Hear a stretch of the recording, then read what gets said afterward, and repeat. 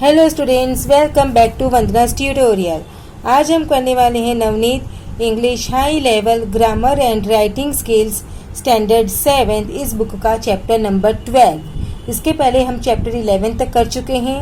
अगर आपने वो वीडियोस नहीं देखे तो उन्हें जाकर ज़रूर से देख लीजिएगा ताकि आपको ग्रामर का कंसेप्ट है वो अच्छी तरह से क्लियर हो जाए। उसका लिंक आपको डिस्क्रिप्शन बॉक्स में मिल जाएगा। तो हम स्टार्ट करते हैं हमारा chapter number 12, object and complement of the verb. तो बच्चों, ऑब्जेक्ट क्या होता है? The object of a sentence is a word, phrase और clause that shows the person, place, things, etc. affected by the action of the verb. It answers the questions whom or what after the verb. यानी कि ये object वो होता है, वो word, phrase, clause होता है जो कि वर्ब के एक्शन के द्वारा अफेक्टेड होता है। जो वर्ब को जब हम क्वेश्चन पूछेंगे तो जिसको वो अफेक्ट कर रहा है, चाहे वो पर्सन हो, प्लेस हो, चाहे थिंग हो, वो हमारा क्या होता है बच्चों? ऑब्जेक्ट होता है। तो ऑब्जेक्ट फाइंड आउट करने के लिए हमको कौन से वर्ड से क्वेश्चंस पूछना पड़ेगा? whom और what after the verb. Rishi wrote a poem. wrote what? poem. तो poem क्या है? हमारा object. My mother scolded my brother. scolded whom? my brother. तो क्या हुआ? ये हमारा ऑब्जेक्ट। यानी कि जो ऑब्जेक्ट होता है वो व्हाट और whom से क्वेश्चन पूछने के बाद में जो हमें आंसर मिलता है वो हमारा उस सेंटेंस का ऑब्जेक्ट होता है।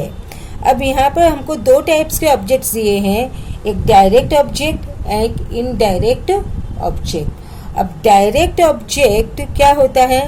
The direct object is directly affected by the action. यानी कि जो एक्शन हो रहा है वर्ब के द्वारा, मेन वर्ब से, उससे वो डायरेक्टली अफेक्टेड होता है। And the direct object answers the questions who और व्हाट आफ्टर द वर्ब। यानी कि किससे आंसर मिलेगा हमको इसमें? हु से या फिर व्हाट से। तो जब हमको हु और व्हाट से आंसर मिलेगा तो हमारा जो ऑब्जेक्ट हमें मिलने वाला है वो क्या होगा? Direct object. अब इनडायरेक्ट ऑब्जेक्ट कौन से होते हैं? The indirect object refers to the person और थिंग टू whom और for whom the action is done. यानी कि जो इनडायरेक्ट ऑब्जेक्ट होते हैं वो उस चीज को या उस पर्सन को रिफर करते हैं कि जिसको टू whom और the whom the action is done, तो जिसके लिए और फॉर whom जो एक्शन है वो हुआ है, किसके लिए हुआ है और किसके द्वारा हुआ है। The indirect object answers the question to whom और for whom after the verb. अब एग्जाम्पल दिए हमको subject, verb, indirect object and direct object. My father gave me a new book. What? A new book. अब to whom? Me, तो indirect object आया me, और what? A new book, तो direct object. She wrote to her grandmother a letter. तो क्या? Wrote what? A letter, तो direct object. और she wrote a letter to whom? To her grandmother, indirect object. Next is the women begged for her daughter a cake. तो the women begged what? A cake, direct object. For to whom? इसमें to whom का answer नहीं मिलेगा। फॉर whom? Yes, for her daughter, तो for her daughter is a indirect object. I hope आपको clear हो रहा है। Now next is complement. The word और expression used after a verb to complete the sense of a sentence is known as the complement. यानी कि verb के बाद में जो वर्ड्स और जो एक्सप्रेशंस हम यूज करते हैं ताकि वो जो सेंटेंस है वो कंप्लीट सेंस फॉर्म कर सके, तो उसको बोलते हैं complement. For example, father is अब यहाँ पर इज तक लिख के हम छोड़ देंगे तो सेंटेंस कंप्लीट सेंस बताएगा हमको नहीं। तो इज एन इंजीनियर, तो एन इंजीनियर हमारा क्या है, complement. The grapes were very sweet, the grapes were what, क्या है ग्रेप्स, नहीं मालूम, तो very sweet is a complement, it is making the sentence sense. Subject complement and object complement. अब subject complement and object complement क्या होता है? Subject complement वो वर्ड्स होते हैं या फिर वो फ्रेजेस होते हैं जो कि वर्ब के बाद हम यूज करते हैं और वो सब्जेक्ट को डिस्क्राइब कर रहा है। Subject complements describe subject.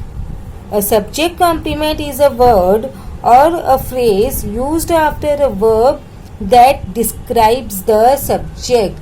वो क्या करता है बच्चों, सब्जेक्ट को डिस्क्राइब कर रहा है, तो वो सब्जेक्ट कॉम्प्लीमेंट होगा।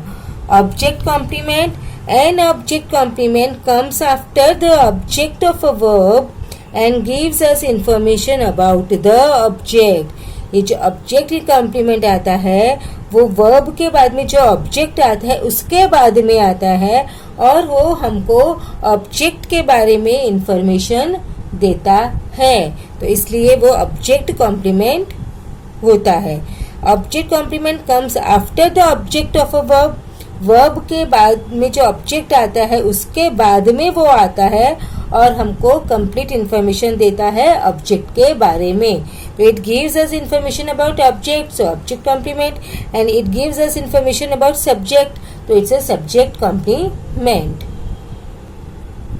Example, subject verb object complement, types of complement इन्होंने हमको दिया है। Sheela became a nurse, complement, यहाँ पर ऑब्जेक्ट नहीं है तो ये क्या है, नर्स कौन बनी, Sheela. It is giving us information about whom, subject, तो ये क्या है, subject complement. The flowers smell dash wonderful, wonderful कौन है, फ्लावर्स, तो subject complement giving us information about subject. The children made her the leader, her leader कौन बनाया, उसको, ऑब्जेक्ट को लीडर बनाया ना कि सब्जेक्ट को, तो जो ऑब्जेक्ट को बना रहा है, जो ऑब्जेक्ट के बारे में इंफॉर्मेशन दे रहा है, तो वो होता है हमारा object complement. The army considered the king trustworthy, अब जो ट्रस्टवर्दी कौन है, आर्मी नहीं, तो ट्रस्टवर्दी कौन है, किंग, यानी कि हमारा ऑब्जेक्ट, तो इसलिए वो ऑब्जेक्ट कॉम्प्लीमेंट, क्योंकि it's giving us information about object. बच्चों अब हम स्टार्ट करेंगे हमारा एक्सरसाइज। पीडीएफ का लिंक चाहिए तो आपको डिस्क्रिप्शन बॉक्स में मिल जाएगा, आप वहां से डाउनलोड कर सकते हैं। तो first exercise, underline the objects in the following sentence. The first one has been done as an example, I carried the unfortunate bird home. Underline the object, object को अंडरलाइन करना है, तो to home the unfortunate bird. I dug a shallow grave in the garden. What? A shallow grave. We have stopped all the holes. All the holes. क्या stop किया? All the holes.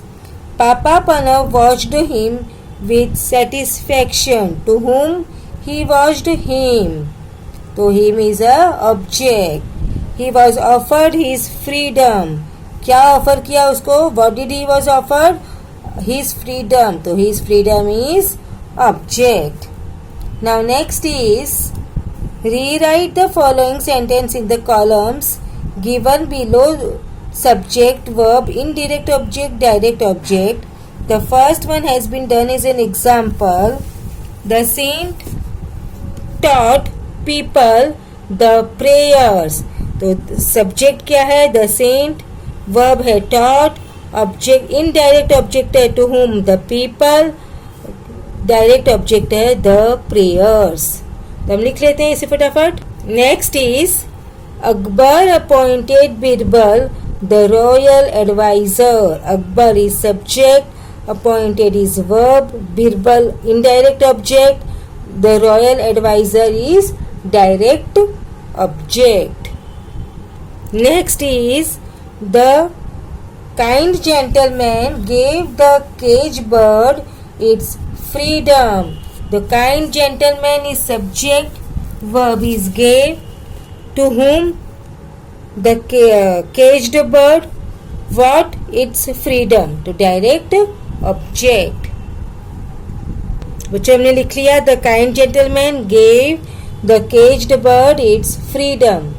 Now last one, our English teacher told us a story. Subject कौन है? Our English teacher. Verb is told. To whom? Us. What? A story. Okay, I hope it's clear. Now we'll move to next exercise. Rewrite the following sentence in the columns given below. Subject, verb, complement and type. Okay. The first one, the doctor looked happy. So the doctor looked, object नहीं है, complement happy. Happy कौन है? Doctor. Subject पे असर पड़ रहा है तो subject complement. Now next, that old man seems tired. कौन? That old man. Subject. Verb is seems. To what? For whom? नहीं मिल रहा है ऑब्जेक्ट. टायर्ड. टायर्ड कौन है? Old man. सब्जेक्ट पे असर पड़ रहा है तो कौन सा कॉम्प्लीमेंट है? Subject complement.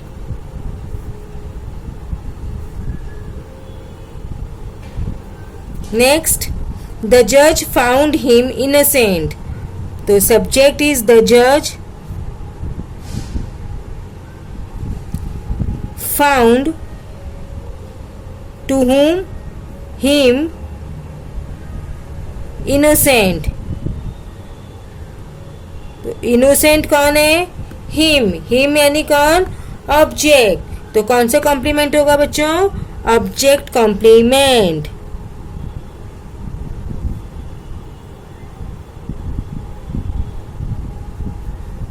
Now next is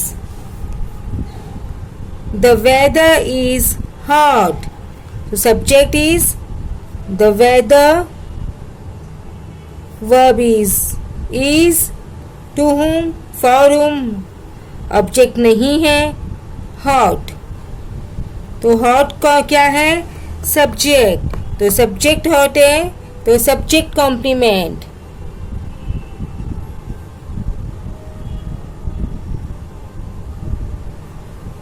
Now next is good food has made his bones strong.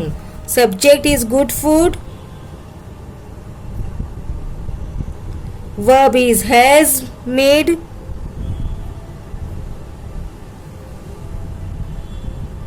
क्या? his bones. To his bones. What? Strong. तो स्ट्रॉन्ग क्या है? बोन्स. तो बोन्स क्या है? ऑब्जेक्ट. तो क्या होगा? Object complement.